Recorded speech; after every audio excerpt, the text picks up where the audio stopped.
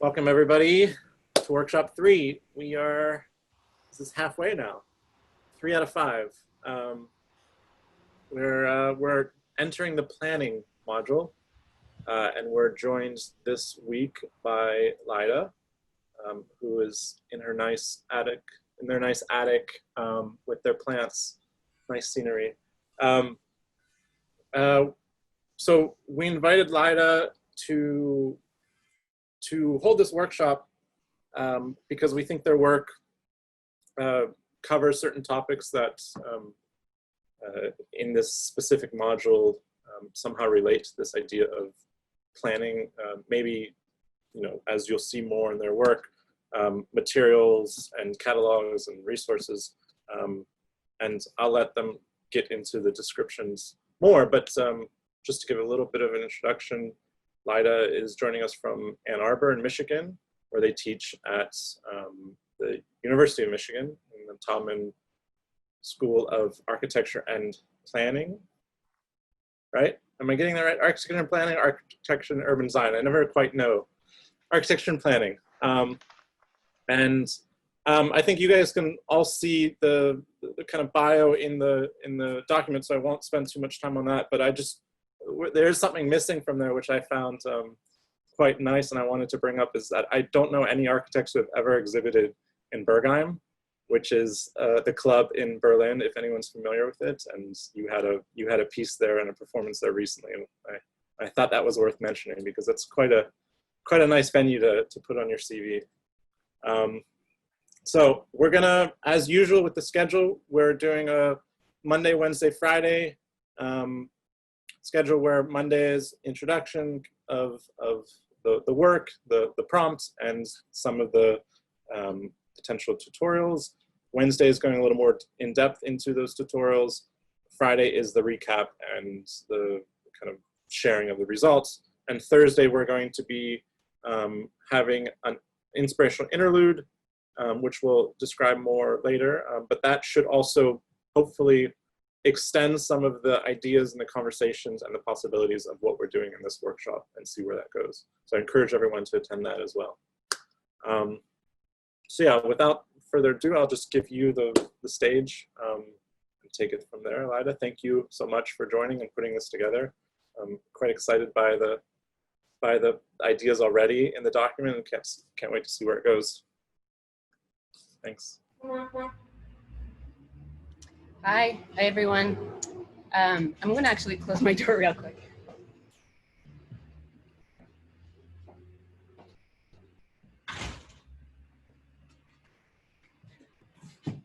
So that was El Guincho by Khalees, just if anybody's like after the tracking down the tune that I was playing. It's my current jam. So I thought about, I was going to present some of my own work, and then I felt a bit bored by that. So I try to make a little bit of a lecture on like sort of why I'm interested in, or maybe more of a chat, just kind of a conversation. I'm just going to show you some catalogs that I'm interested in, that I have been interested in, and that kind of have informed my work, and that I've also, like, over time have been trying to contextualize a bit more these catalogs in a way that, the sort of the simple idea of a catalog can sound so mundane, and yet somehow they have been historically been able to hold multitudes in terms of both obviously objects and materials and references, but where they have kind of positioned themselves in the larger cultural contexts of our, individual sort of like worlds. They hold a lot of backstory to them. So I just want to show you a little bit of like the little things that I've been finding out about catalogs over the past 10 years or so that I've been interested in them.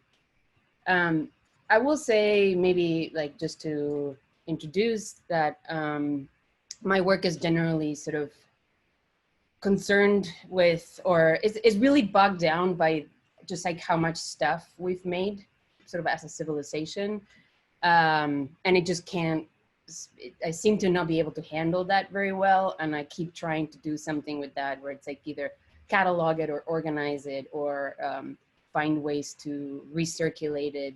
So I'm very much interested in the mundane aspects of like categorization and creating catalogs, but also in the economic aspects that recirculate objects or create more demand for objects.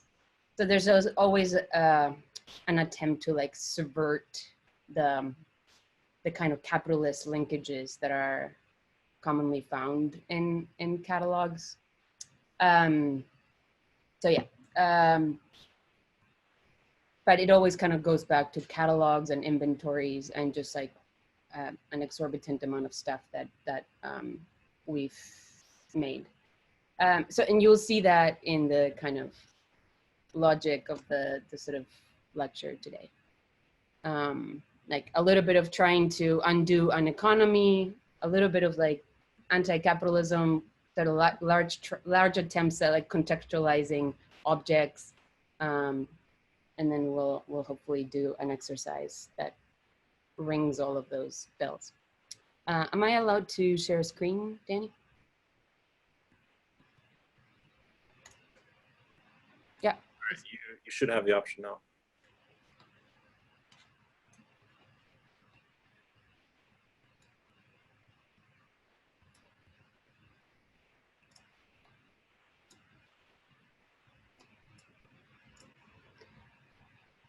Can everyone see this?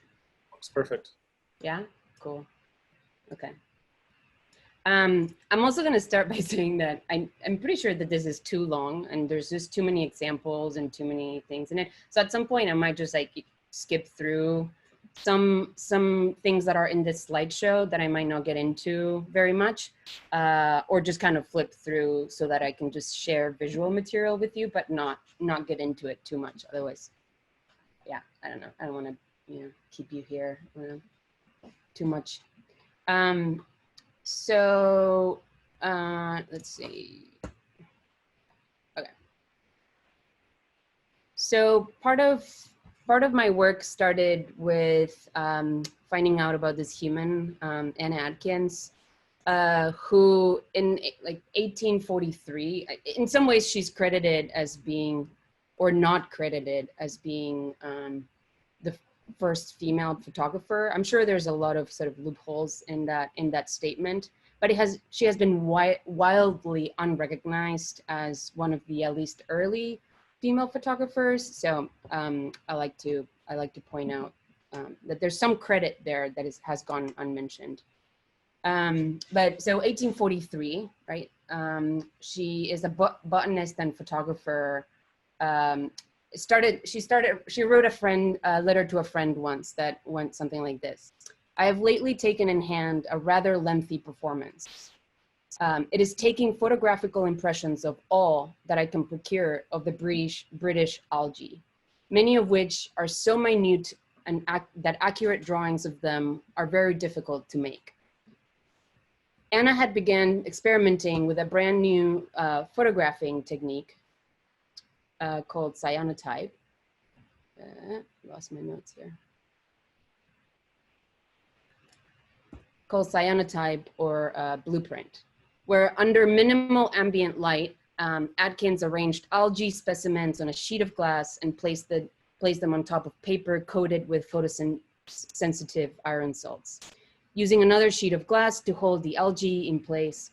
After the prepared specimen had lain in the sun, the exposed areas of the paper turned into this like bright cyan blue, in stark contrast with this sort of stunningly detailed white impressions of the algae.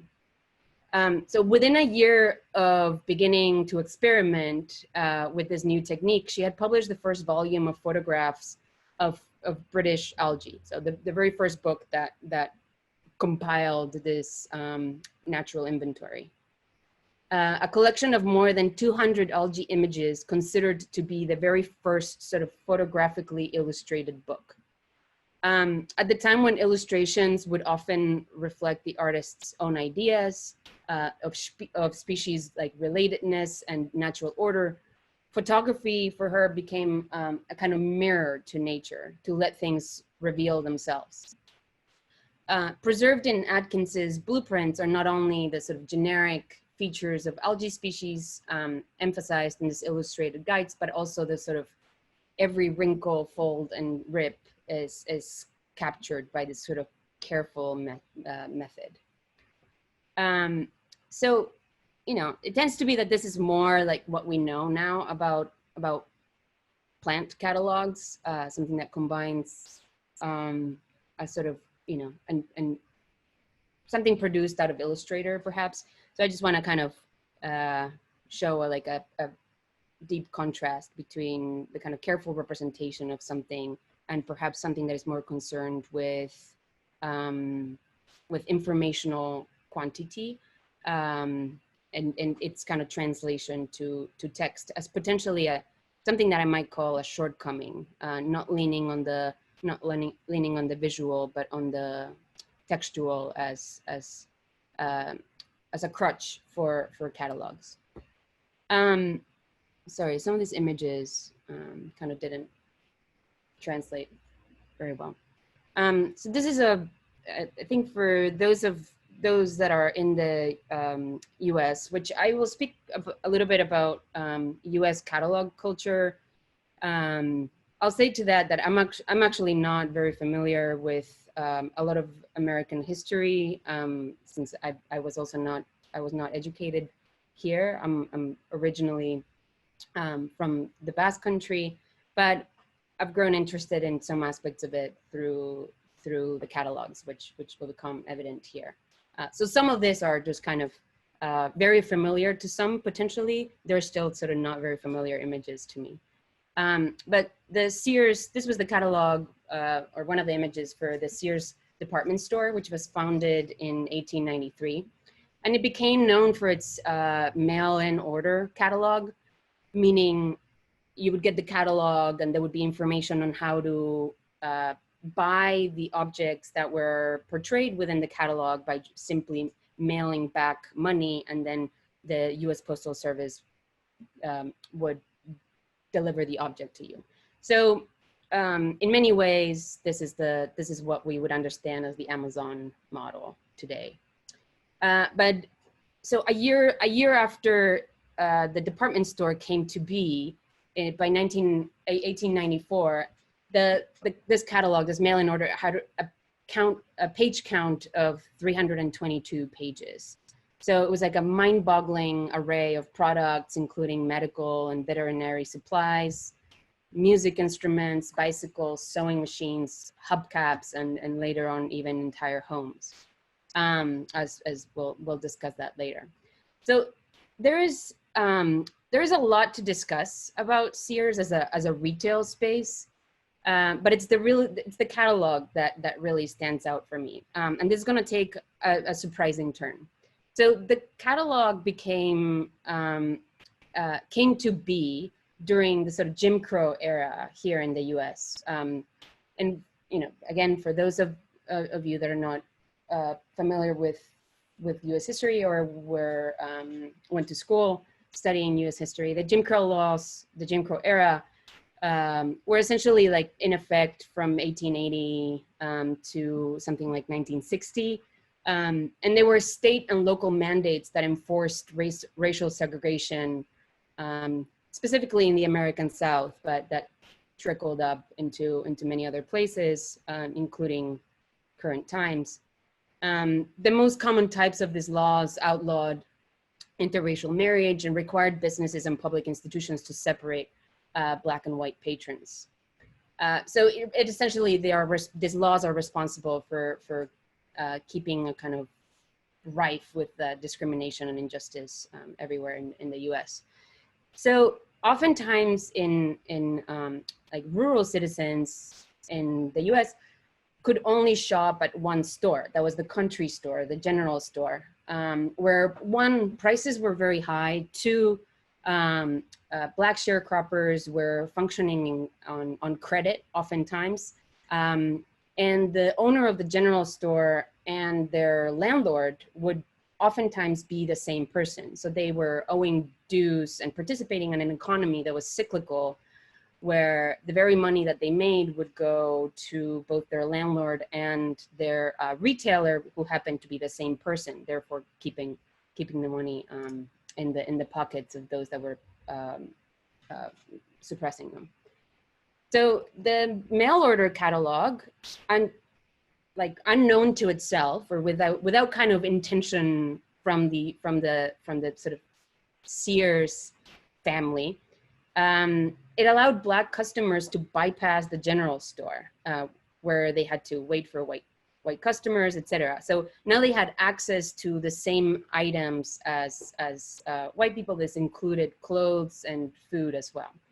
So like African Americans from the South were using the catalog to sort of avoid the immediate discrimination of their like geolocations, and were using the catalog to bypass this general store, which was seen as an absolute challenge to landlords and to sort of like the constructions of the Jim Crow era itself. And it sent store owners into the street, actually, like where general store owners and white landlords were sort of taking on the street and burning the Sears catalogs. Oh, yeah. So as I said, like the department store founders, which was a couple, they were not motivated by social justice at all, right? Like they were in it for the money. And once Sears like realized that African Americans were using the catalog to bypass these discriminations, they made a series of methods they included into the catalog about like how they could still gain access to the catalog, even as both landlords and the owners of the general store were trying to avoid the sort of reach of the catalog. So the whole premise of this catalog in some way here embodies a kind of deep contradiction between the sort of Jim Crow era and consumer capitalism, where access to consumer capitalism was a kind of, or like buying power was a kind of resistance that came to a head in the catalog itself. Now, if we bring that to contemporary times, we of course know the deep problematics that are embedded in that, in associating a kind of civil right with consumer power. The absolute irony of this is that Amazon, it was compared to being a sort of like an early Amazon, and if of course we draw that now, there's a historian in Cornell that sort of has an incredible Twitter story about this very catalog, and there has been an interesting conversation between two historians where one suggested essentially that this is what Amazon should have been, right? Like this was the sort of capability that Amazon had that it was not, it didn't live up to. So there's an absolute irony in sort of comparing this to Amazon, who is now obviously has like dubious labor practices, but it's somehow the representative of our times. Like if there's a catalog of our times, it's probably Amazon, and it seems to represent very different things. The Sears catalog, for those of us in architecture, is more known for its kit homes. So among the catalog's sort of like astounding range of offerings were this kind of house kits, which the company began making in 1908. The kits came in 447 different designs, from the kind of the Magnolia, which was a $5,000 home, to the popular sort of like Winona, which was like 800, like what, from 800 to like 1,500 bucks. So Sears advertised the kits with the premise that, quote, "We will furnish all the material to build this house. All parts usually arrived by train, pre-cut and ready to assemble." And from 1908 to 1940, they sold like 70,000 to to 75,000 homes. They're really hard to track down because they actually grew a very serious amount of competition. So this is like the Magnolia, the sort of like colonial home. They grew a series of competitors, and the catalog model was supposed to be so successful that they immediately grew a series of competitors that that eventually would bring Sears under. But also they created this kind of replicas of the Sears homes, so they're really hard to identify. They were sold primarily to customers on the East Coast and the Midwest in the US. And once delivered, many of the houses were sort of assembled by the homeowner, relatives, friends, and neighbors in the kind of fashion of what it's called in the US, the kind of barn raising or barn raising parties. Other homeowners relied on local carpenters and contractors to assemble the houses. And in some cases, even like Sears started to provide the services for construction services to assemble these homes. So by 1940, Sears had grown a lot of competitors, and it went under. No, sorry, not by 1940, but it had discontinued the home kit program by 1940. Sears didn't go under till within this decade, maybe like 5 years ago. The next sort of famous catalog I want to talk about is the Whole Earth Catalog. The inaugural Whole Earth Catalog was the sort of so-called like Bible of counterculture. It was first published in 1968, and it opens with this kind of crazy statement that it says, quote, "We are gods and we might as well get used to it," unquote. So whether it's considered ecologically or technologically, that sentiment to me, over half a century later, reads more tyrannical than it does invigorating. Now that we're in a kind of, in an era where like sort of techiness feels like this close to godliness with the sort of Musks and Bezos of the world, the Whole Earth Catalog, long a symbol of this kind of like cyber optimism and a dream for the environment, has a little bit of a suspect spirit, perhaps, or has been reinforced by some who are a little bit suspect in their intentions. The Whole Earth Catalog was essentially a printed directory of vetted resources on a plethora of topics. So from how-tos on building tensile structures and organic gardening, to recommendations and books on self-optimization. So it was inspired by the Sears Catalog that I mentioned earlier, and it declared that its purpose was to provide, quote, access to tools, a creed emblematic to the sort of back to the land culture of California at the time in the 60s and 70s.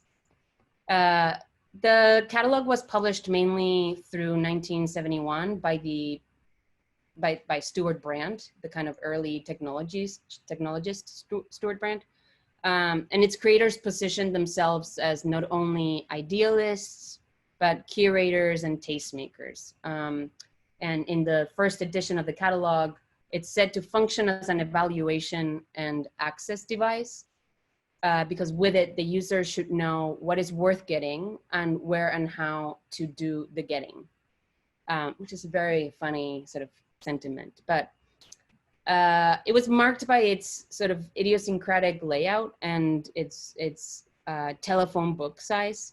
It's really cramped with black and white imagery, and that is all sort of like equalized in this kind of photocopy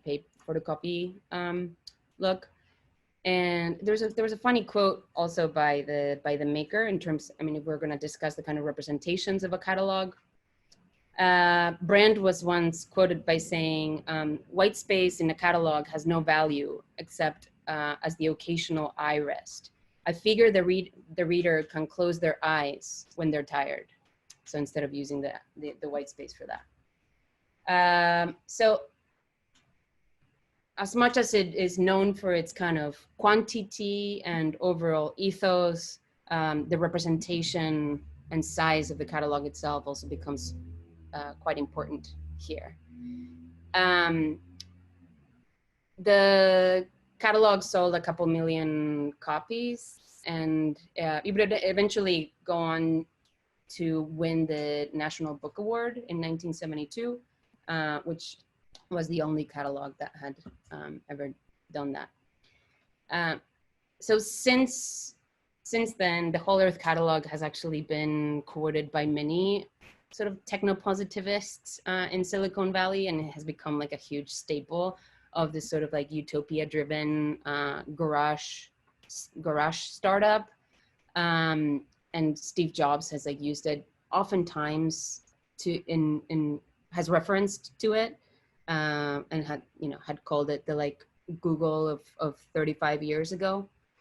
What I like is that in one write-up in an issue of Contemporary Affairs magazine, a writer wrote, were this the only artifact of American culture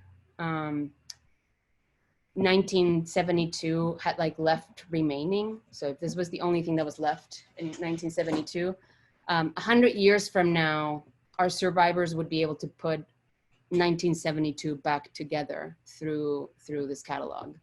So I like that sort of like almost like retroactively tactical nature of that quote. I just wanted to introduce really quickly here a project that I won't go into very much, but I think we should all explore in our own time. And that's Nick Rody's Black Hole Catalog, Tools for Extinction, which is very, very much drawing a parallelism between the Whole Earth Catalog and the contemporary version of it, which him or his practice adjustment agency are the writers of. This project absolutely contrasts the technopositivisms of the Whole Earth Catalog with a huge sort of pessimism, in a way, like capturing the kind of anxieties of our time in terms of environment, inaction, lack of relevance of our decisions, and lack of policy. So it's also presented as a kind of tactical catalog, but one that is like a lot more maybe pessimistic. I don't know. Maybe it would be lovely to talk to Nick about it, actually, if he wanted to like kind of combat that point. But to me, it reads much more pessimistic. Yeah. Okay. I'll go through this sort of quickly. Then there's the catalogs of the American supermarket, which became more like mailers, right? Sort of like mailers, promotional mailers that one would get in the mail to know sort of what prices were on what. A kind of interesting, I'm trying to draw a representational kind of line between the supermarket and the catalog through Gursky's famous photo of the 99-cent store. These are very loose sort of theories. They just kind of work for my train of thought. So these are the mailers that I was speaking about that are serve as catalog, but also you get them in the mail. So there's a sort of like self-equalizing nature to them. All objects are captured in very similar methods through this kind of cropped PNG photography. So essentially like the object itself with no background, and then, equalized by the kind of font and color choices of the graphic mailer, which I find interesting when talking about catalogs, and we'll talk about more of that later, about the idea of having one consistent variable that kind of holds an enormous amount of diversity and range of objects. It like kind of holds them together by having one thing be consistent. So whether it's graphic or whether it's a way of capturing objects themselves. So what I like about that is that this is the famous photo by Gursky, who in some ways like very much inspires my work in this kind of sense of quantity and or like management of quantity maybe. The 99-cent stores, they only date back to the 1960s, and when the company's founder actually inherited a tiny liquor store, and he had the idea to sell everything, to sell all the wine that he had in the liquor store at 99 cents as a kind of promotional way to get the business going. And it worked incredibly. The liquor store, it would eventually become the 99-cent store, and which are, you know, it's a prolific type of store in the U.S. and many other places too. There are many different 99-cent stores, but the kind of consistency of the 99-cent managed the expectations of the customer, and in some way that became like an incredibly effective way of appealing to a customer base. In fact, in its kind of opening days, all 99-cent stores would start by having a promotion for things that were much more expensive than 99-cent stores. So the initial one had like TVs for 99-cent stores, which is what would kind of get the business off of the ground, would bring in a huge customer base on day one. The reason why I love this image, not because it is a catalog in itself. Gursky's photo is a manipulated photo. It's a very subtly manipulated photo. So like the reflective ceiling and some of the back aisles, like they're Photoshop and repeated in order to produce more of an effect of quantity than to one-to-one document a reality. So again, this is not a real photo. This is a manufactured photo. But so in itself is not a catalog, but the reason why I'm interested in is that it points us to a manipulated reality that leaves a question mark on like what kind of catalog would this produce?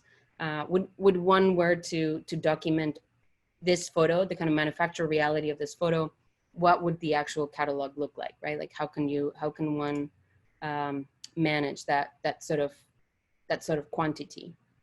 And then this, of course, kind of I like to contrast it with this photo where it's a similar image where quantity comes to the foreground, yet the mono inventory of the space, also a Gursky photo, would obviously then produce a very, very different catalog. So it's a kind of representational conversation between how does one document this, how does one document this. Software catalogs. And so this, of course, the idea of quantity brings us to the dark arts of Amazon. This was the original Amazon, which started only 25 years ago, if one can believe that, by selling a book. So in 1995, the first item that was ordered online from Amazon was a book. In the first month of its launch, Amazon had already sold books to people in like all 50 states, in 45 countries, and within 30 days, it had generated $20,000 per week in sales. So obviously what becomes key here is the evolution of the catalog onto onto the online space, which would allow Amazon to go from selling a book to becoming the world's single largest retailer. So it is no longer just a catalog. It obviously sells advertising, websites, it makes hardware. It has video streaming gadgets and Amazon Studios. It's a thing. Obviously, it has partnered up with Whole Foods. So now it's a grocer as well. In some ways, like Amazon has become so many things, so many items are in its kind of prolific catalog, that it is the company who most commonly triggers antitrust laws, and they have like a whole department that is just simply dedicated to that. I mean, obviously that's not, yeah, that won't surprise nobody. But it's the company that constantly comes closest to breaking the laws of monopoly. So a catalog so large that ultimately it triggers laws that are in place that are at the scale of a nation, let's say, right? Like of like national, sort of like federal capacity to contain a company like that. And, you know, we can essentially kind of trickle it all down to both logistics, but also its expanded catalog. So the catalog here obviously then, yeah, becomes combined with logistics. Catalog becomes inventory. Maybe it goes beyond catalog into inventory. And whereas the kind of customer facing representation has not evolved a ton, right? Like Amazon's not like known for its amazing sort of representations of the on the web.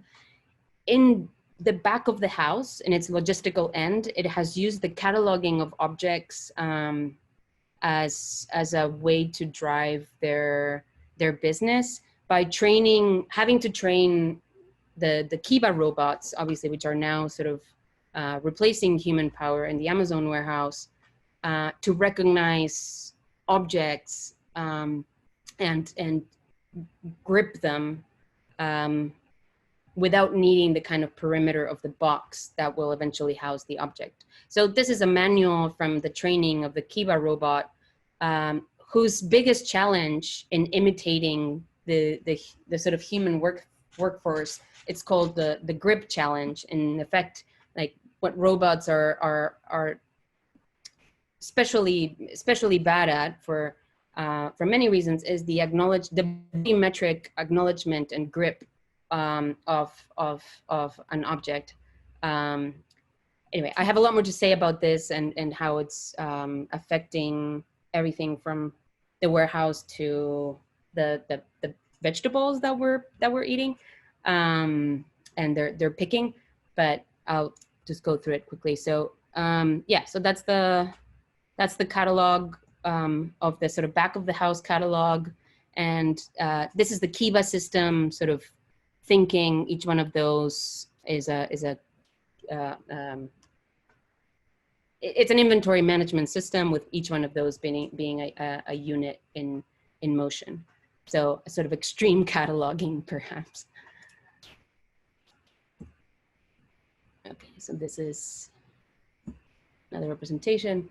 I'm plugging in a sort of like a pretty serious amount of politics here. I've done a lot of work that leans, again, like sort of leans on catalogs, and Uline was for a long time something that was almost like a fetish. It was an incredible catalog, and it focuses on shipping supplies and warehouse supplies.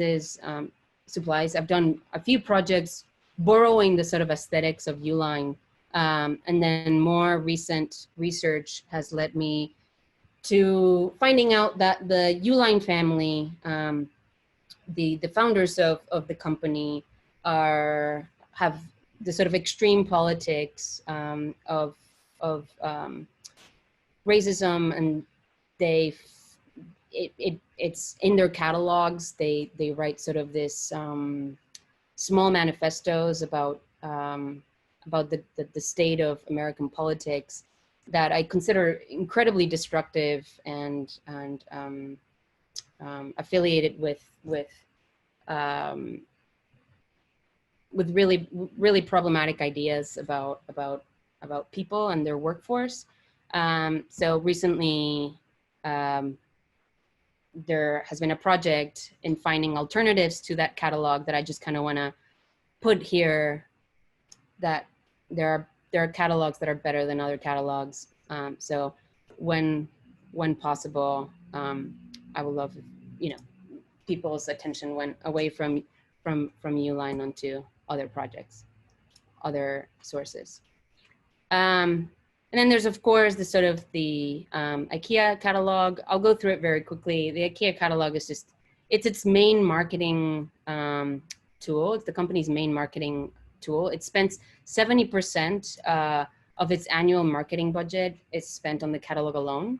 And it's intrinsic to the sort of IKEA formula, right? Of like this kind of globalism, modernism.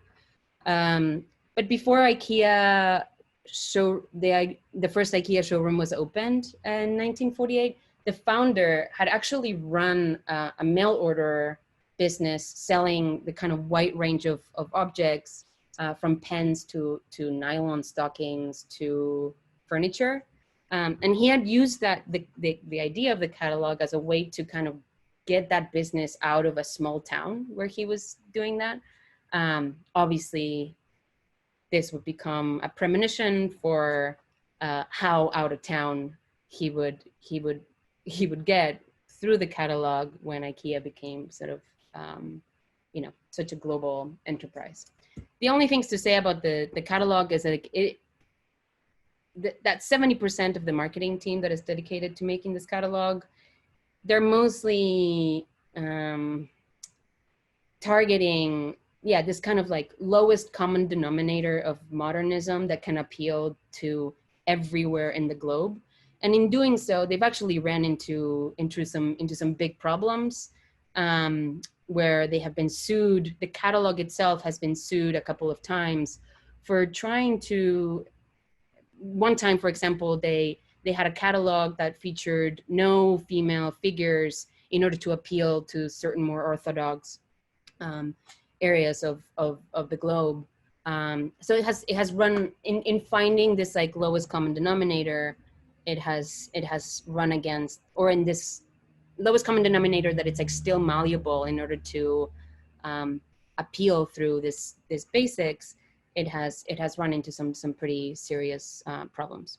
Now it is obviously, the catalog itself has gone into AR, developing apps where you can sort of circumvent the printed material, which they are still going to print, but they are, in addition to that, creating this sort of AR platforms where one can put the furniture right in their place.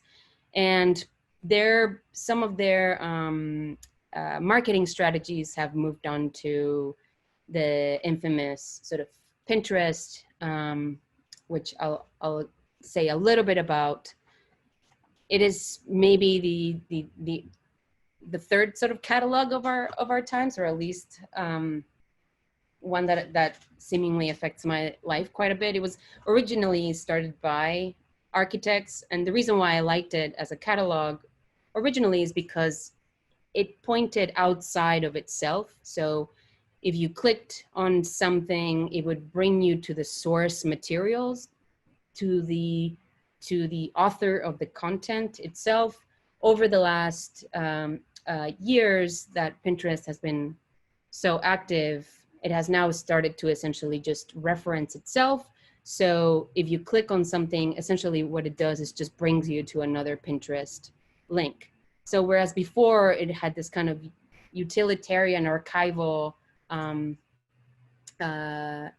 tool, now it is a sort of self-referential space of self-absorbed kind of curatorial projects. And we can get, I mean, if any of you are in any way interested in anything that I'm talking about, I have a series of kind of feminist critiques on Pinterest, and some okay readings and discussions that emerged from this kind of self-referential, like curatorial project. Okay, so I feel like I'm talking nonstop. Maybe I should check. How's everybody doing? It's a bunch of names. Hi, Emmanuel. Oh, Emmanuel. Hi. I know you. Yeah. How's it going? I'm I'm fine, from Paris. That's good. I hadn't seen you there before. That's cool. Okay, so I'm just gonna continue. Is everybody's okay? I'm just gonna keep like maybe point a couple more things, and maybe I'll leave like other parts of it for Wednesday, maybe the more representational ones, since by then we won't be like we will have some like more things to talk about. But okay, so a little bit more cataloging, which is like about like how this all sort of started for me. Essentially, I started an account called Stock a while ago, maybe 5 years ago, I think now, where I would go to Home Depot, I would buy, I had this like $200 credit gift card from Home Depot, and I would go to Home Depot, I would like buy materials, I would take them home, I would photograph them, and then I would return them. So like for 5 years, I produced this like 600, I don't know, maybe now, I don't even know, whatever. It's many, many photos in the style of Anna Adkins. Instead of like British algae, I went for big box store material constructions, which was my sort of like my interest at the time. And it was also what was around me as a kind of, you know, architecture student. Yeah, I was a student at the time. And so with that $200 credit, I would just constantly buy material, return it, buy material, photograph it, style it, do things with it, and return it. Sometimes it would turn into sort of full objects that I would kind of stage in some way. Other times I would just use them as material textures that then create kind of strange sort of proposals for spaces using only a single kind of material texture. So this whole sort of project came out of that, essentially abusing the return policy of big box stores, trying to, in the mildest of ways, take advantage of some of their more lenient policies in order to create a representational body of work. I've never done anything that clever since, so it stays as my as the thing I have to talk about. Glory days. It's like glory days talk, you know. Maybe I'll get back to it someday as some kind of. I'll be able to tap into that cleverness. Okay, but then I'll talk about. So prior to this, I was mostly talking about like commercially used catalogs. Where's the kind of like anti-capitalist bend? I'm going to show you maybe a couple more examples of like catalogs used for other reasons that are maybe a bit more interesting. And the Tiny Museum in New York, which I love not for its like, not for whatever it is as a space. It's an elevator shaft that is like turned into a museum. It's like 36 square feet. But I think it's got a really good curatorial project where it essentially collects objects along a particular theme. So one of the themes in its exhibitions was right as the Venezuelan economy was failing, where the bolivar, the money was worth. I heard a quote that was like, it was essentially worth at the time the same as paper confetti at a soccer game. At the time that the Venezuelan economy was tanking, it curated a show that was of things that were emerging out of that economic failure. So a lot of them were knockoffs. So everything from like toothpaste knockoffs to like a box of Oleo cookies as opposed to Oreo cookies. And shampoo called like Head and Shoulders as opposed to Head and Shoulders. So there were things that were like byproducts of this kind of economic failure, which I found really significant. Another one of the exhibitions, which I believe was this one, was, and this again takes a dark turn, but they were objects that were found on people, replicas of objects that were described in police reports when people were detained. There's a much darker side to that, but maybe I'll try to keep your Monday a little bit light. But this included the replica wallet of Amadou Diallo, who was a very famous case of a West African citizen of New York that was murdered by police. And another one was a kind of an umbrella, which is one of the largest pieces that has been in the collection, of somebody that was arrested when they pointed the umbrella at a mounted police in Canada, and thinking that it was a rifle, they got arrested. So a series of objects that had like those kind of interesting common denominators. Then there's the work of Terrence Simon, whose work I just find so just incredible. They're essentially the bouquets behind history's kind of most powerful handshakes. So the objects that are in the middle of the table as major sort of global decisions are being made. The reason why I like them so much, both the collection of photos, I like the project is called Paperwork and the Will of the Capital. Just an incredibly sexy title, but also the work in itself.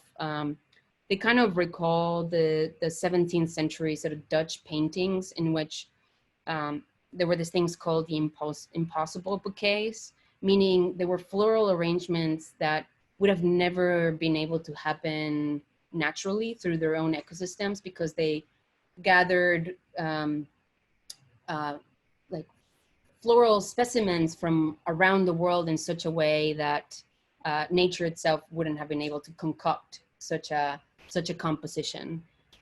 So yeah, those were called the like impossible bouquets that are referenced in her work, or similarities to it in her work.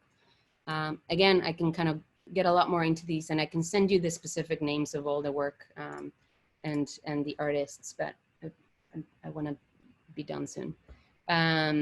For your sake, sorry, I'm a chatty one. The work of Jimmy Durham called Elements from the Actual World.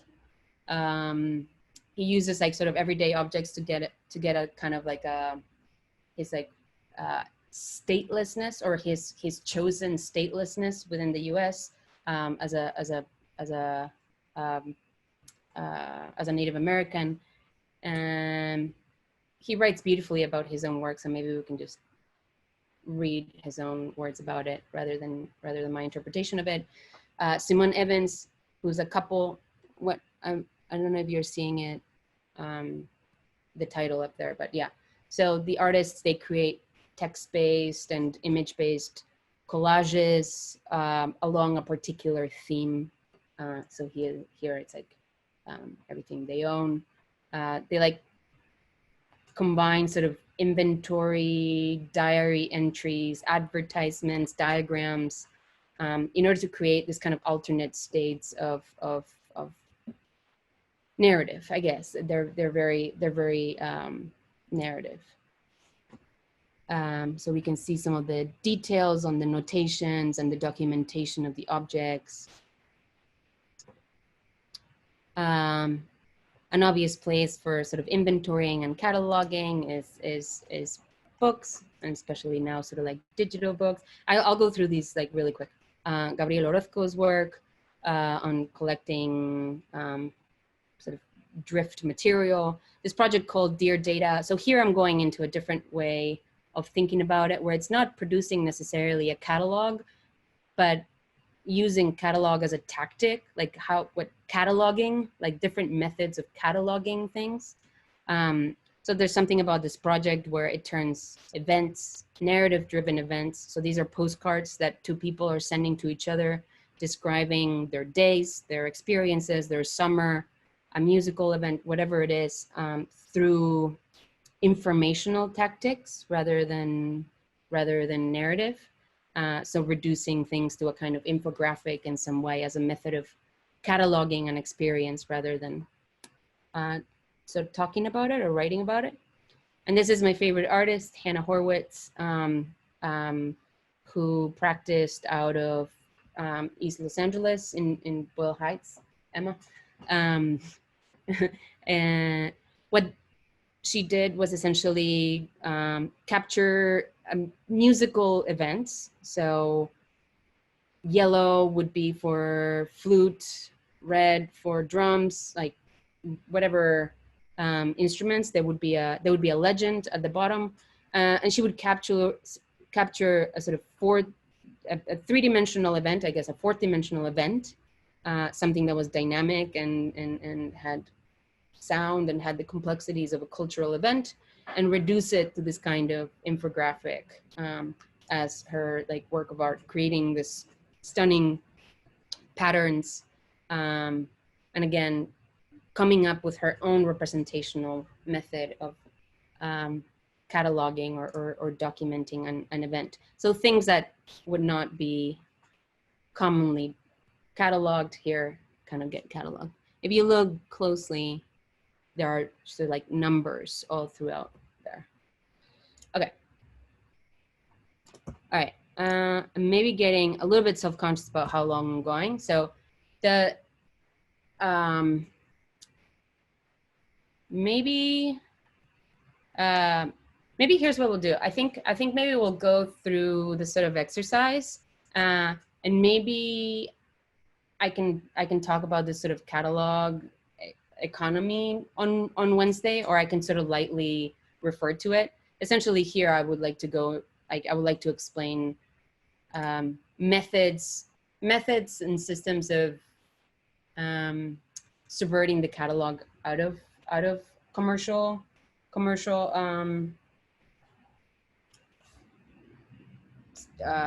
circulations and onto an ability to create a catalog that is like about other things, right? So like as I was just talking about, whether it's about narratives or events or which is going to be sort of like applied to your exercise.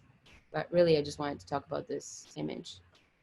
So this is the reason why we should maybe get cataloging out of commercial circuits, because this sounds really boring and we can do maybe something funner with it. Okay, so maybe everybody can come back and we can just look at the exercise and the example catalog that I made together. And maybe I can show you my favorite thing. I'm going to show you my favorite thing while everybody kind of comes back.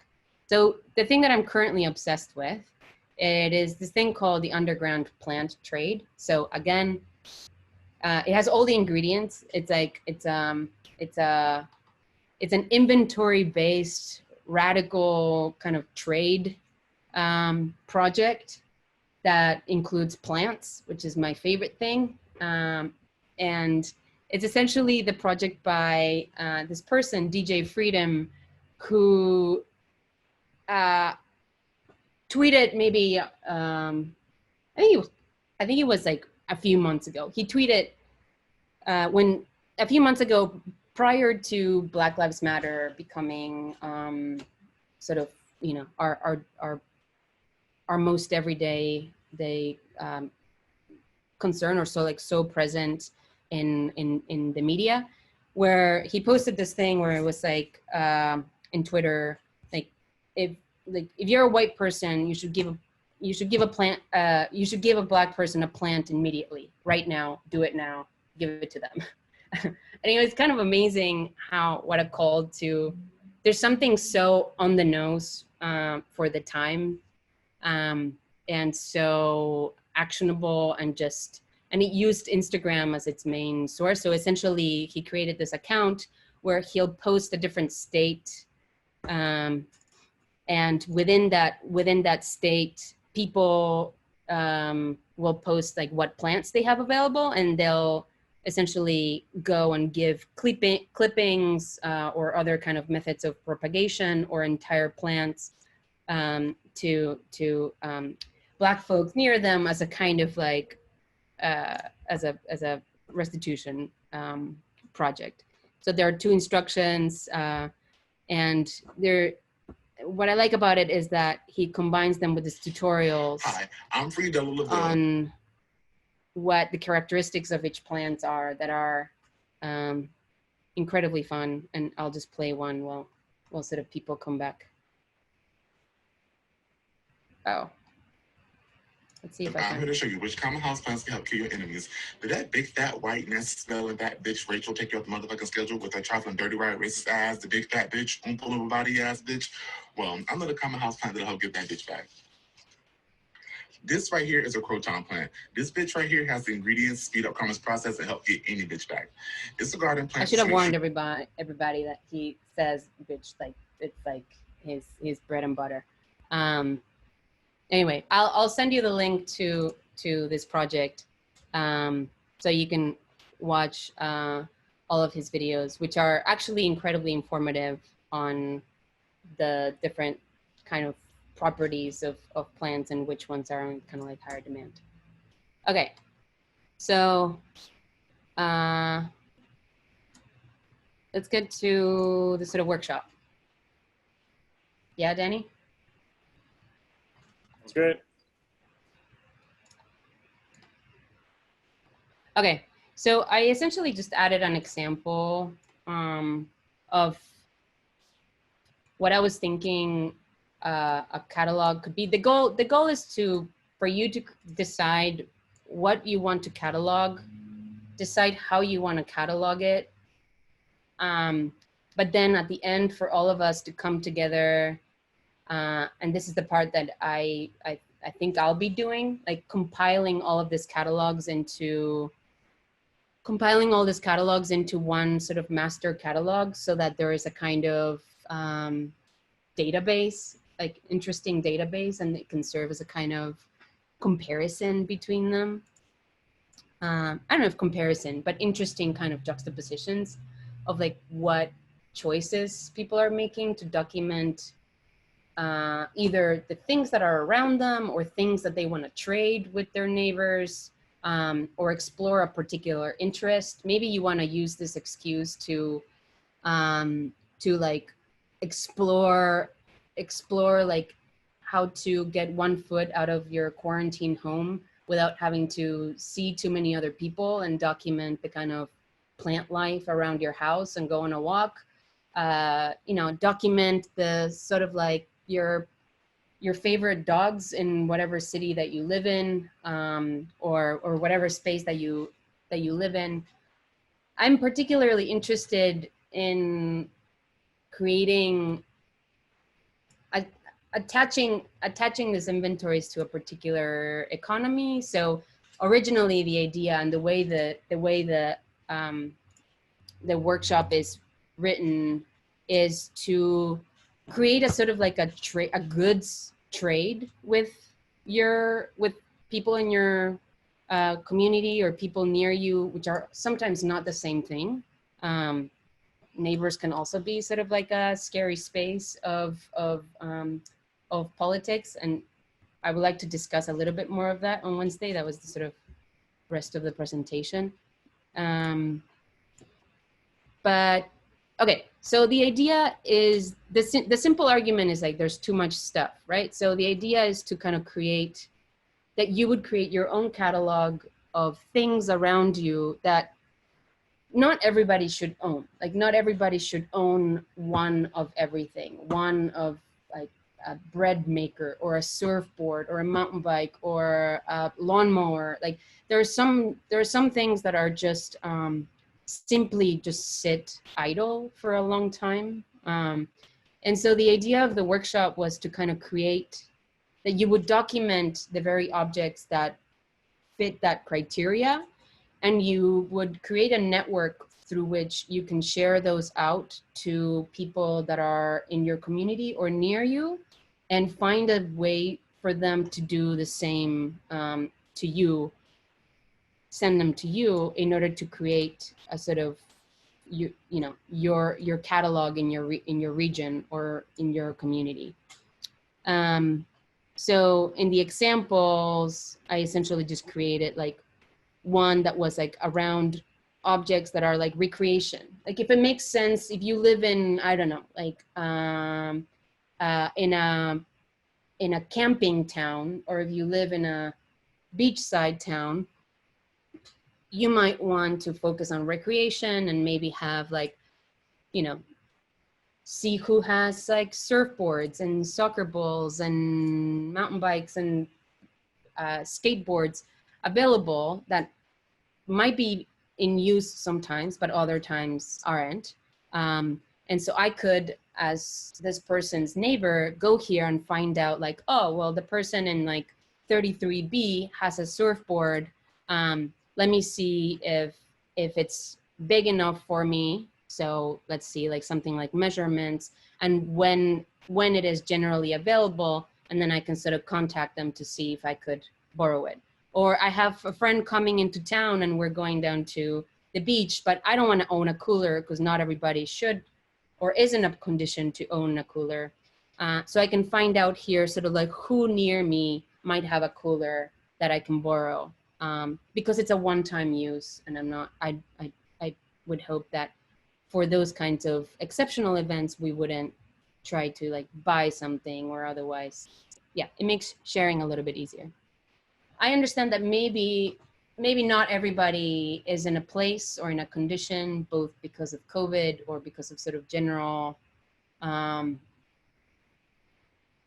other reasons, because I don't know sort of like where everybody's is located, that you might not want to kind of create something like through your neighbors. So then you can create something closer to a catalog or like an inventory of objects that, even though they might not be for sharing or to create this sort of network, they might be, they might tell us something about sort of like the environment around you, or what objects.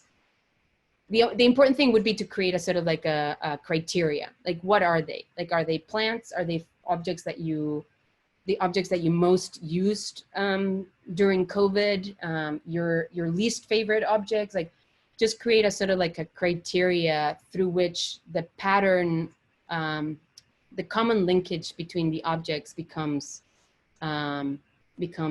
visible, so that it's kind of fun for us to get to know you or to get to know your environment by sheer virtue of seeing the collection of objects. This is not a really tight example. Like I was just really trying to sort of feed it with some bits and pieces of information and JPEG like animations that I had kind of laying around, so it's not to be taken to literally. But I essentially divided the kind of so the categories of objects. I'm giving examples here. So plants and seeds, domestic gadgets, tools, books and zines, if you want to create a kind of intellectual community around you, or like leisure gear. Then these are just examples that occurred to me that lend themselves to an exchange economy, or like an exchange network. The workshop itself, I divided into sort of like three, or the workshop, the sort of the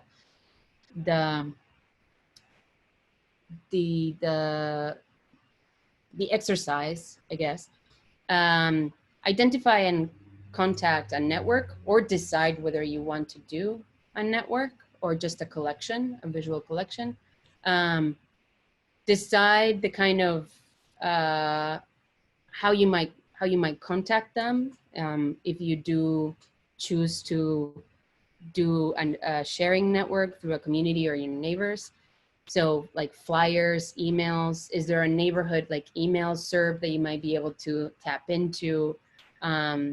Making posting something on Craigslist, or like, I don't know, maybe you're nearby in apartment buildings and you can just kind of yell that you're doing this project and see who wants to send you their email so they can participate in it.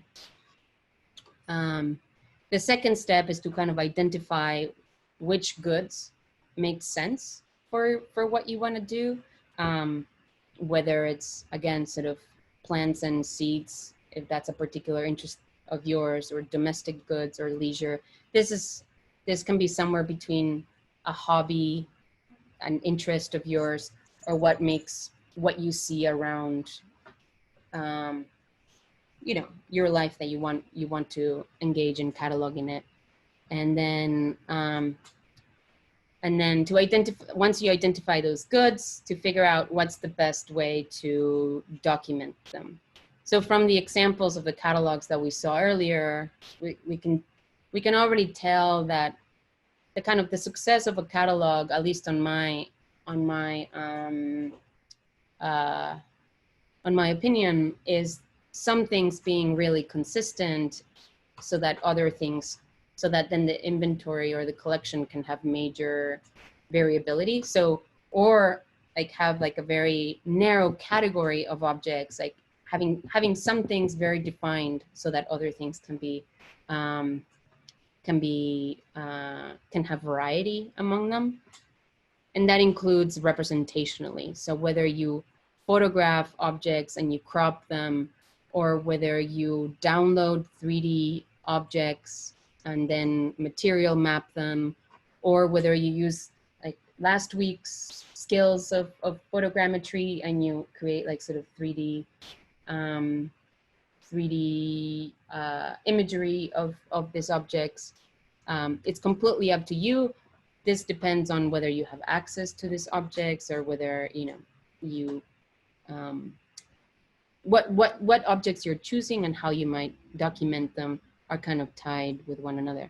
But I'm providing here like different sort of either like internet-based, web-based inventories where you can sort of easily find certain certain collections of objects if you wanted to go that route. And then also providing you with, let's see, where would that be? In the folder, which I don't know if you've been given access to, but there is a folder with tutorials on how to both download these 3D objects, do some easy material mapping onto them, and create kind of 3-dimensional like GIFs that are image-based, like this. So that's an image of an inflated sort of like plastic pillow mapped onto a 3D object that is then made into a GIF.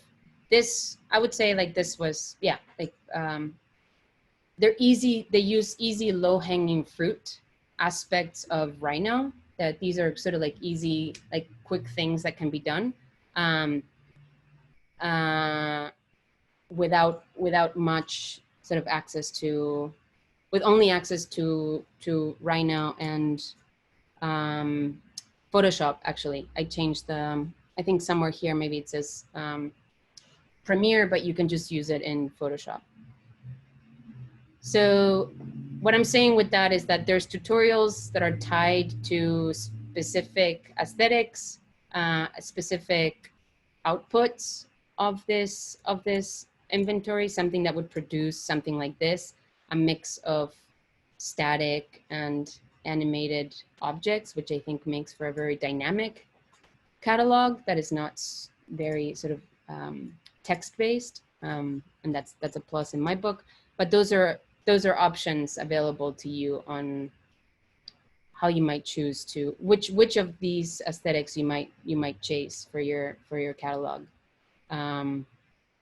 Yeah, and then, you know, I'm sort of plugging in examples here.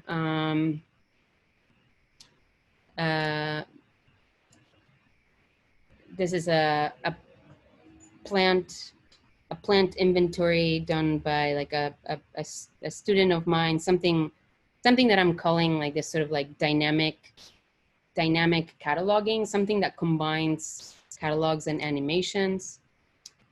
So here they were designing plans for a warehouse based on an Excel-based like inventory of plants that they had made. So the animation itself shows something like an Excel sheet becoming the plans of a building, the floor plans of a building. So yeah, anyway, sort of dynamic cataloging, something that is like slightly animated, but its backbone is informational. And then there are like a series of other sort of resources here, aside from the tutorials that will be in the folder that are YouTube based, or things that I sort of like found ready-made. Let's see, do they have access to the folder? Do you know, Danny? Do I need to do that? It's not in that document, then I don't think they have access yet. I don't think it's there. All right, I'll do that right now.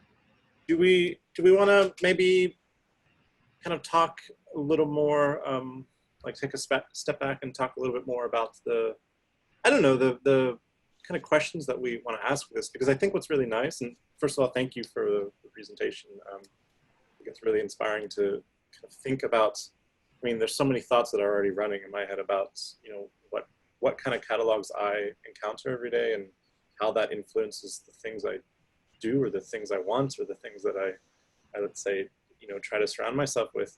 But I want to talk maybe a little more about maybe the intents that we all individually might have with this tool, or this process, right? Mm-hmm. Because I think what you're showing is a very, let's say for you, it's in one way it's personal, in that it has a certain aesthetic to it, and that's a lot of the examples I think you showed were kind of this visual catalog of stuff, and that kind of shows itself in your work and in your Excel sheets. But also the kind of intent of why making a catalog, I think, is a question that I'm curious to ask, and something that maybe we can try to answer, or at least try to discuss as a group, and see everyone's individual kind of answers to that question of why a catalog, or why an exchange network. What I've seen lately a lot on Instagram, let's say, is a lot of references and resources and kind of connections to what we're, seeing as mutual care these days. Like here, if you want to get in touch with your mayor or your city councilors, here's a list of contacts. If you want non-911 related contacts to call for certain forms of mental or domestic issues, here's a list. If you want to donate to certain Black Lives Matter groups, here's a list. And like I find that catalog in a way useful and but also overwhelming at the same time, because just the amount of catalogs that have kind of exploded recently from that, and everyone's been trying to find out how they can visually make their catalogs as say attractive as possible for that information to kind of get out there. So anyways, I'm just gonna kind of leave it there as a question. I see if we want to discuss as a group, if anyone else has anything to join to that. But yeah, to kind of decide for ourselves what and why makes the catalog, and what use we kind of see out of it. Yeah, I mean, for me, there's two questions. There's the reason for making the catalog. Well, there's what to catalog, and then there's the reason for making the catalog. And I think the direction I see, Laida, in your presentation is for it to be shared, a response to a potential exchange. And I think that also could be reacted to in very different ways depending on people's contexts. And I think I don't actually have a response yet. I think if I consider why I would catalog and whether that would be shared, and then with who it would be shared and why, I think those are quite complex questions, actually. Especially in lockdown, especially in a sort of period in my life where I don't really have a community other than my sister. who lives with me.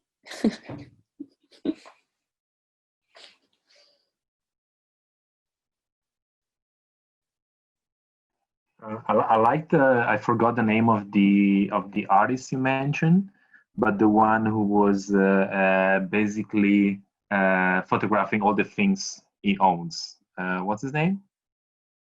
Or her name? All the things in. Like there was like a collage, all the things I own. Oh, Simone Evans. It's a couple actually. Yeah. Aha, it's a couple. Yeah. Okay. No, I like that. It reminds me also of the importance of one. I'm thinking of one of the potentials of the catalog is to kind of quantify and give a weight to the things we have, the things we own, which is just something I've been thinking about because I came back to visit my parents after 6 months, and now I'm in my little bedroom where I grew up, and there's like so many things, and I spent the last week just trying to organize and deciding, you know, what to keep, what I need to give away, what I need to throw away, and just the simple act of pulling things out of the closet and arranging them on the floor and trying to give a hierarchy to these things. I think it's very powerful in terms of thinking and sort of sort of making a sort of assessment of what is really useful. So I like that. I like that as a sort of a tool for somehow emancipation from the need of storage, the need of so many things. So that's kind of my reaction to this tool. I think it's very personal for me. It's very individualistic. Like what do I own? That's the first thing I think about. But that's how I look at this.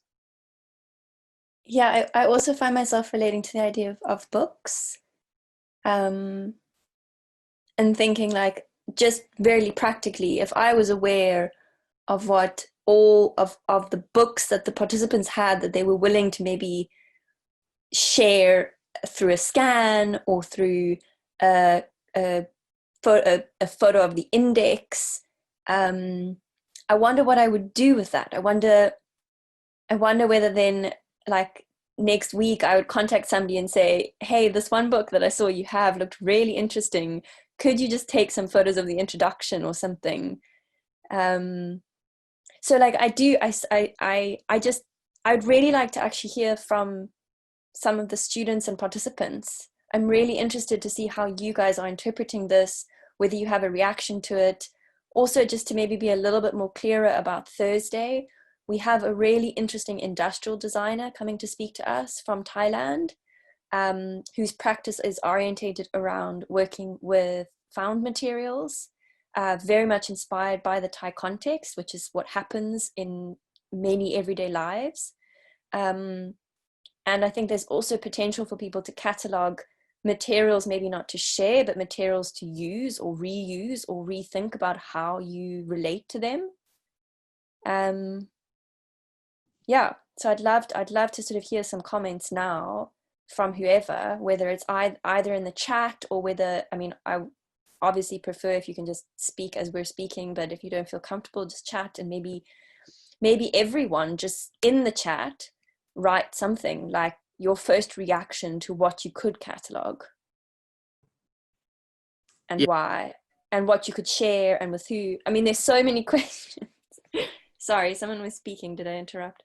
No, you're good. I was going to say that I would love for my entire architecture school to kind of implement something like this, because I think like most design schools, there's a lot of waste, especially at the end of the semester, or especially for graduating, you know, either graduating seniors or graduating masters. The hallways at my school ends up just being like kind of a free-for-all, like take whatever you want. But I know I just have like a huge collection of stuff in the basement, stuff from, we've made like a random model or like found object models. So I've like collected just like Goodwill, like, you know, junk, but I have just like a huge surplus of materials because it's all costs money, and it is all useful kind of eventually, but just, you know, a way to share, whether it be tools or materials, I think would be really neat because it would be less wasteful and save money and be a nice way to like see what's available, to be able to connect to with another student and like share, you know, just leftover pieces, which are actually sometimes really valuable for massing models and, you know, quick study models, stuff like that, but could be used up instead of, we have two, sometimes three, like full dumpsters at the end of the semester that we, like people just throw stuff in. And you always see it and you're like, oh, that could be like, I could use that. And not to be like a dumpster diver, but I could use that, or that could be used by someone else, or it just seems so wasteful just to like throw materials away when there's a possibility for, say, cataloging it and, you know, putting it out there for other people's use. So that's kind of what I see it in the context of my school. I think you're just gonna interject a quick comment. I think that's very interesting. I think it's very evident the potential of this approach, and there's some sort of physical space where the collected materials can be actually used in the same space. I'm thinking in Berlin, there's a bunch of community bicycle repair workshops. There's like 3 or 4, and they are free to use. They're donation based. Basically, people donate old bikes that are not running anymore, and then the in-house personnel scraps them down, and those pieces become available for free to people who might need repairs. So I think it's a very interesting idea to have this kind of something between a junkyard and a warehouse, right? I think that's very interesting. I think there's just this interesting question about whether there's the potential to share amongst us, or whether anybody has sort of some ideas in relation to a broader community. I mean, I think this idea of the neighbor is really interesting, and however you interpret that, depending on where you live and depending on what your conditions of lockdown are like, become, I think, concerns that are very relevant to the question of cataloging and sharing and exchanging, or yeah, whatever word you want to use for it. Well, can I add something? Can you hear me? Please. Yeah, because I'm in Paris now, so I'm not in a lockdown situation like yours, but I felt like, so I'm an architect. I was living in LA and now in Paris, and I feel like this aspect of cataloging is very interesting with when it has to do with the notion of authorship, and maybe this disrupting aspect of design in it, which is like not necessarily creating some object, but creating a catalog, a list, or a bibliography, maybe as a broader reference, that we maybe ask ourselves this notion of authorship and ownership and economy in a broader sense. So to me, being like maybe more far, so not being able to maybe build this shared community around me, I would say that this in terms of design is something that is interesting. We're not creating originals, we're creating a list, a catalog, a bibliography of pre-existing objects, which you offer as an author, or as scanning and copying a book that you send. Instead of buying it online, you just scan it, and then it's like giving it from one hand to another. It's like coming back to a previous economy. That may be interesting. But it's also plagiarism. Exactly. Which I like. I mean, I think we take too seriously sometimes, and I think in different cultures it's perceived very differently. And I think there's place for it, but again, you know, what are you disrupting, and is that okay, and for who, or Exactly. But I think there's in the act of collecting and organizing, there's already some sort of a curation, which is authorial in a way, which is a creative act. I mean, I'm thinking, and there's also manipulation. I'm thinking when you started by saying you're an architect, Manuel, and I immediately thought of someone who worked with us before, Andrew Kovacs, who basically started this design practice by scanning plans and then mashing plans together and making new projects. I mean, I think it's a thin line between copying and reinterpreting. Yeah, exactly. But I think it's something we could definitely also apply in this particular workshop. And I think what I wanted to mention also before, Laida, is that I think it's interesting how your exercise is sort of tying in between something we did before in the potential of using the tools we own already in terms of photogrammetry and scanning, visual, to create a visual catalog, but also into something which is coming after. And for this, I think also the on Thursday, the intervention by Nanu, who actually just left the chat, but he was here, is also going to be interesting because he's going to show examples of how he works with found materials. And he had this, in our discussions, he had this idea of reusing items we might have in our rooms, but that are not useful anymore, and sort of hacking them.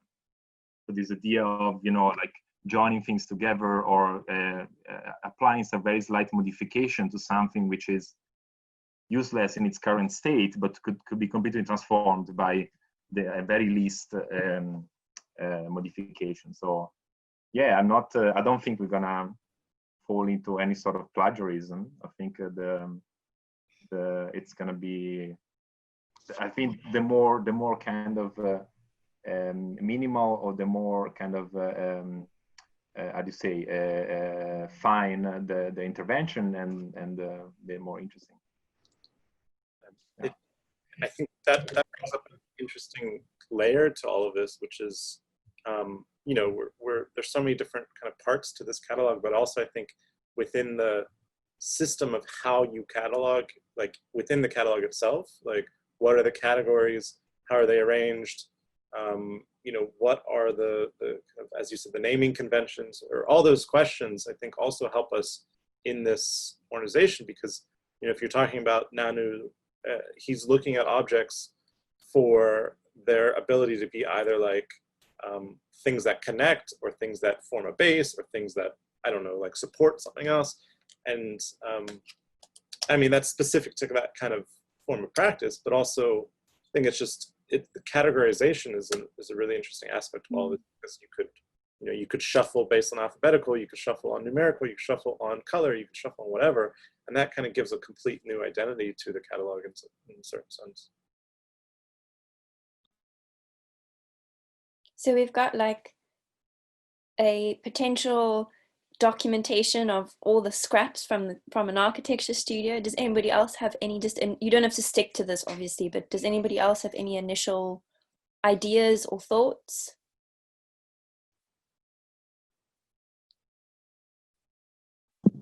There's a really interesting catalog that I came across recently.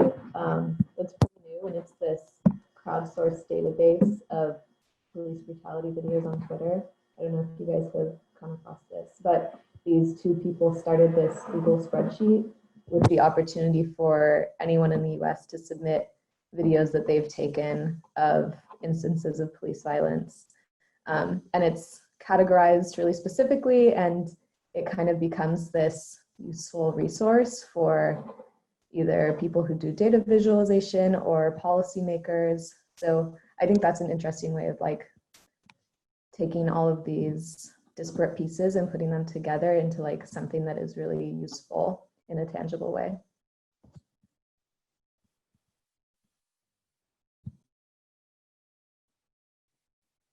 Thanks, Lucy. Did you say you had a link that you were going to share, or? Yeah, I can send the link. Also, Nipun, I think you were trying to talk, but nothing was coming out. Yeah, he says, I think my mic isn't working.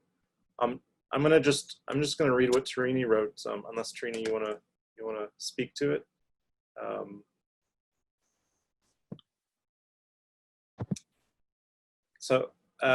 Tarini said, I think I've interpreted this as an opportunity to maybe lend or give away stuff that I've barely used or don't have time to use anymore. Stuff like stationery, modeling tools, arts and crafts material, maybe even give away some of my art pieces. Haha.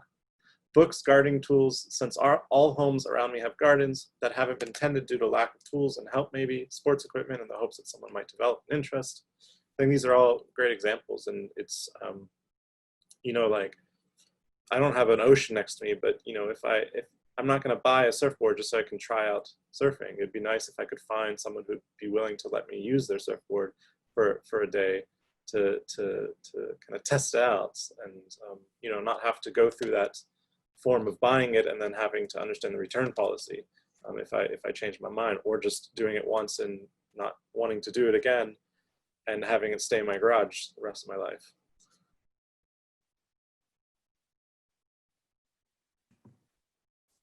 I have another thought, and I'm not sure where this falls, but so I've been doing some research on the inflatable cookbook by Ant Farm, inflatable cookbook, or the like focus on inflatables. And I've ran in so my process that I'm doing is kind of like rereading it and kind of looking at it and like trying to figure out what is valuable now and what isn't. And the interesting thing is that they really made it, Ant Farm made it for like that present period where, you know, they have references in the book for anyone who's not aware of it. They have references to like where you can buy fans, where you can buy the materials to make the inflatables, and then where you can like, and I think it's based in California. I forget exactly where, but a lot of those places are local and from the 70s. So it doesn't really exist anymore. Prices aren't the same, you know, it's just different. And I'm curious what the thoughts are, could be around like catalogs becoming outdated or maybe less relevant based on time, or, you know, it's like an Amazon listing that you click on a website and it's not there. It doesn't lead to a page or something like that. And I wonder where that is, because I know I've been having an issue because it's like now I have to kind of refine like resources that like the inflatable cookbook's only relevant up to a certain point because it becomes outdated, which is kind of unfortunate, but it's like both a positive and a negative about a catalog is, I think, it's like time frame. I don't know.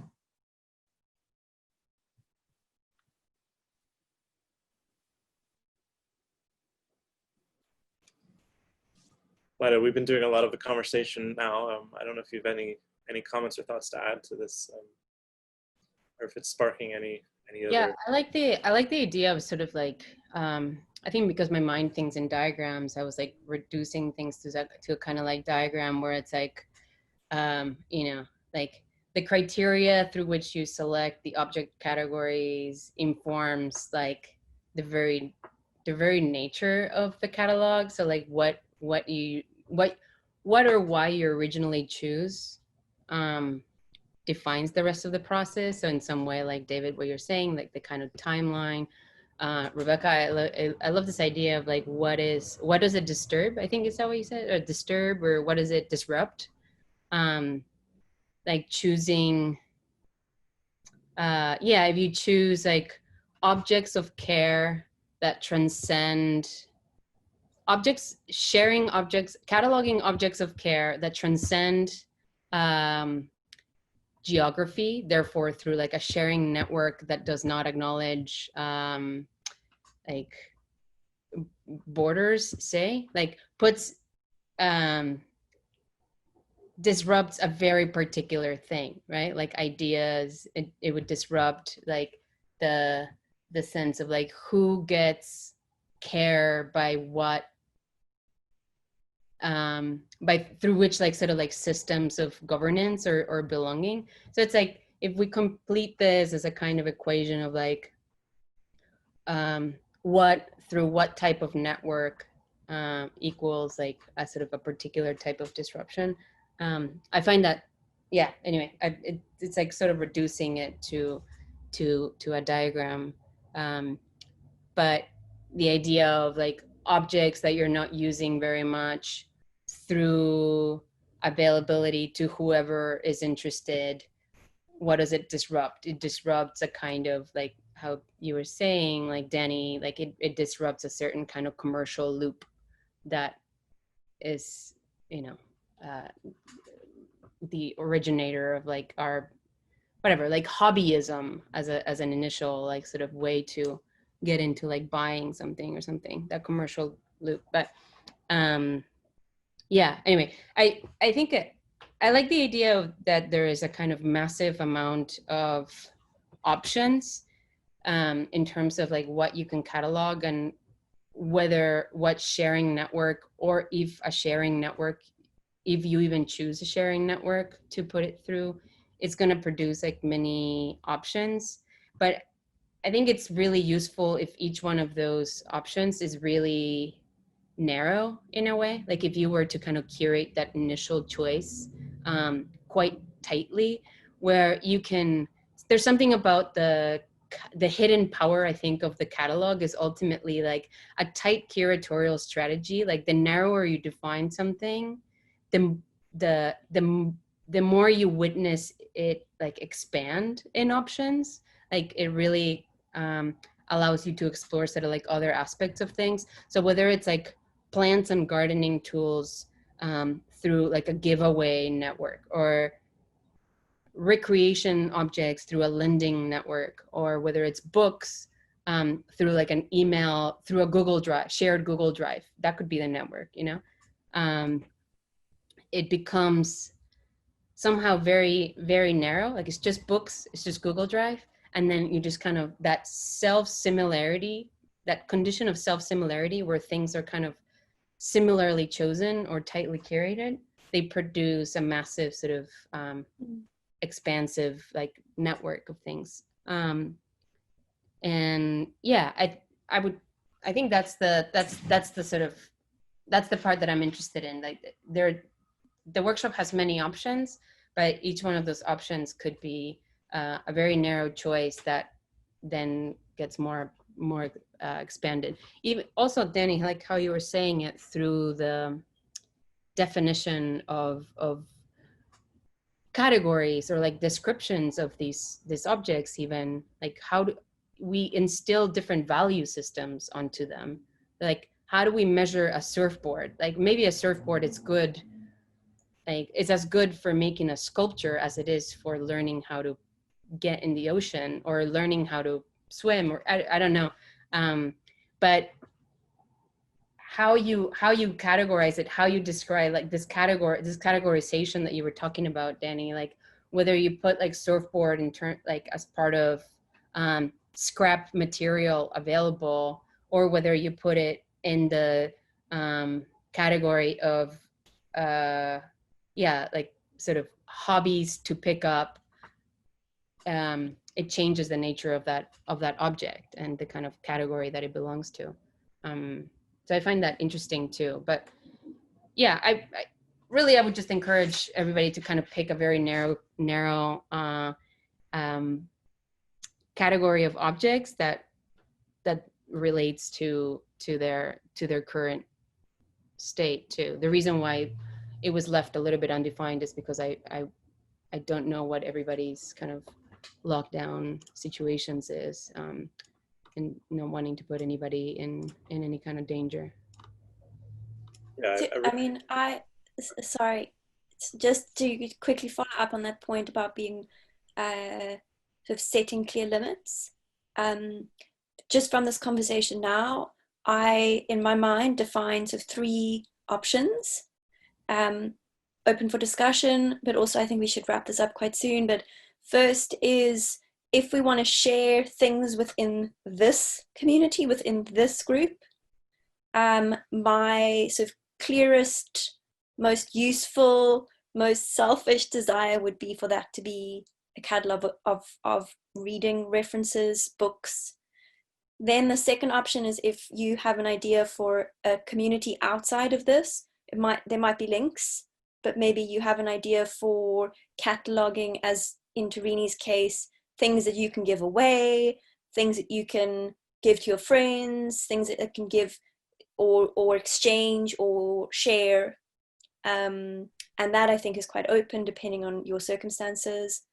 Then the third category for me is like materials that you have around you that you could use, you could share, but you're not too sure what to do with maybe. That's just maybe just putting it out there, because for me, the value of this is when more than one person does it. Like you only really get the idea of a catalog when there is something to share with someone else or to compare with someone else. Yeah. Well, So that's my sort of feeling right now, but I think that's, as you guys saw with the other workshops, that's kind of that's always the let's say the part B of the workshop, is that there's kind of everyone trying to tackle this individually and understand what the questions they're dealing with in their own environments are, and then there's the kind of bringing it together, and that's maybe put a little bit more on the workshop leader's side. So Laida, you stated that you wanted to, once everyone has their individual catalogs, you are then faced with that question of, okay, how do we make a catalog of catalogs? And I find that really, really interesting. So I do really like your push for a individual exploration, but also kind of putting the blinders on during the exploration, which keeps it very specific to a topic, to an audience or a network, and to maybe a form of categorization, right? Because otherwise, we know already it's going to get out of control, and we're going to get lost in just trying to categorize everything. And I think it really helps to just ask yourself, what is something that resonates with me the most, and how do I go about that, and follow that inquiry. Yeah, I would say like categorical self-similarity is like the key. Like sort of choosing a category of objects or like of resources very narrowly.